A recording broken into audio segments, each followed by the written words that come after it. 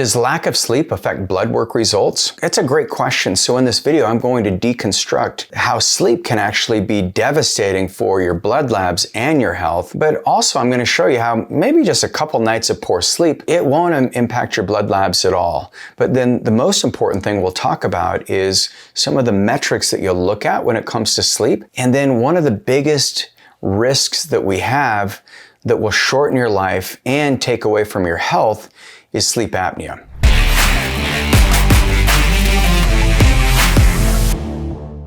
So let's jump in. I'm Regan Archibald, founder of Ageless Future. We ran over 10,000 labs on very successful, high-performing entrepreneurs, people who really want to optimize their health, and we've learned a lot. One of the markers that we've learned that impacts sleep is called anion gap. It's a marker you probably never heard of. It's a marker that most doctors don't run, but it's actually one of the most important markers that you can look at because it's an average. So it's actually an equation where they're looking at all the electrolytes. So think of the electrolytes in your blood. They have positive and negative charges. That gap is the distance between those electrolytes. If that gap is too high, that means your blood is too acidic and you've lost nutrient sensing. That higher anion gap also shows the health of the way that your brain and your gut is communicating. So if you want to make great decisions, and many of you, as you're running your business, as you're living your life, you want to be able to make decisions fast, but that brain-gut axis is disconnected. Anion gap is probably one of the most important. So let's talk about what the research shows when it comes to sleep deprivation. So for those of you who don't sleep great, this is something that's foundational for all healing. So this title is Sleep Deprivation and its Effects on Circadian Rhythms and Metabolic Parameters. This was done in 2010 in Chicago at the University of Chicago. And the study evaluated how chronic partial sleep patterns and sleep deprivation impacted endocrine and metabolic markers in healthy adults. And so the subjects with restricted sleep, they had under 5 hours per night for 1 week. And they looked at their blood labs before and then they looked at it after. And these were healthy individuals to start with. And what they found is a reduced insulin sensitivity. So they had more insulin resistance as reflected by the fasting insulin levels and the glucose. They also found that they had a lower level of IGF-1.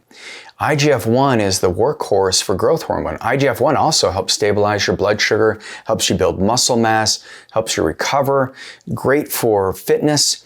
And so what they concluded is they said, with sleep restriction under 5 hours a night for 1 week straight, showed increased glucose, reduced insulin sensitivity, and lower IGF-1.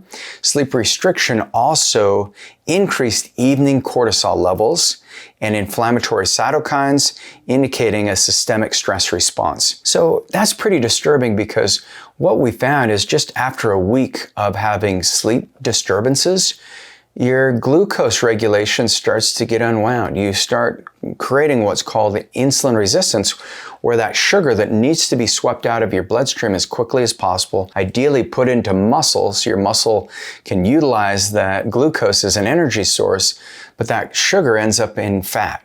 And so you start accumulating a lot of fat. So sleep deprivation, if you have that mentality, I'll sleep when I die, it's one of the most devastating things you can do because we sleep because it allows our brain to detoxify. It's called lymphatic circulation. But we also need sleep because it helps stabilize that glucose regulation in the body. The sleep deficit, some people call it sleep debt, it leads to elevated fasting. It leads to higher hemoglobin A1C and lower energy levels.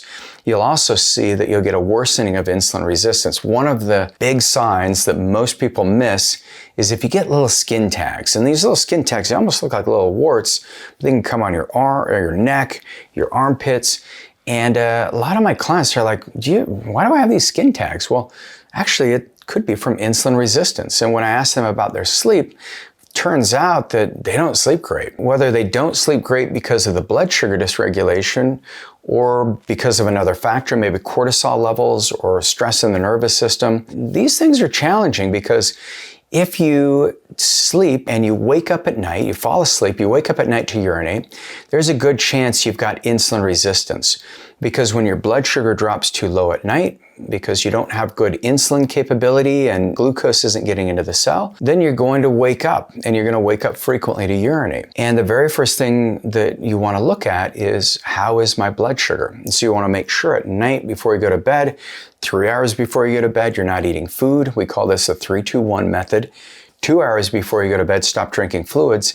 And then an hour before you go to bed, start unwinding the brain, start relaxing, do journaling, express some gratitude for every cool thing that's going on in your life, hang out with your partner, make love, whatever is relaxing for you, but get away from the blue lights, the screens. The other thing you want to look at when it comes to poor sleep, we've seen homocysteine levels increase, because just like sleep is for detoxification, when you have elevated homocysteine levels, that means you've got more inflammation, specifically in the brain.